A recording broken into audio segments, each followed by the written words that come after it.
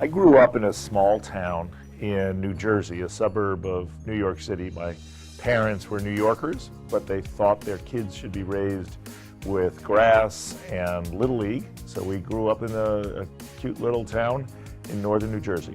I had a number of important experiences growing up. I grew up in a kind of a white, lower middle class, working class, ethnic town. Not a lot of Jews, and we were Jewish, and not a lot of people of color.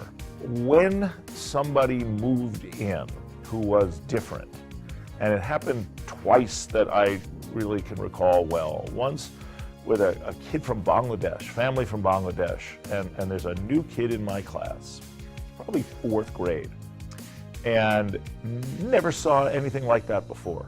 He spoke differently, he clearly had different cultural background, and it was different.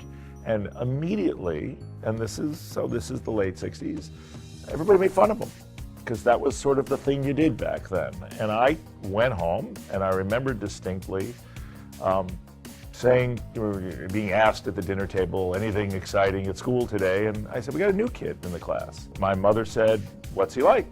And I said, he's weird. And she said, well, what's weird about him? Well, he's different, he comes from this place, he speaks differently, he's got an accent, and he's the weird kid. My mother looks at me and she says, shame on you. And she said, there are no weird kids. There are no different kids. For a long time in our history, we were the weird kids, and we were the different kids. And you invite him to our house for dinner tomorrow night, and you become his friend. I was like, he's the new weird kid. I can't invite him to the house. I can't become his friend, because then everybody will pick on me. And she said, right. And that's how it's going to go. A couple of days later, he came to our house, and we became friends. For weeks or months thereafter, people made fun of me because I was hanging out with the weird kid.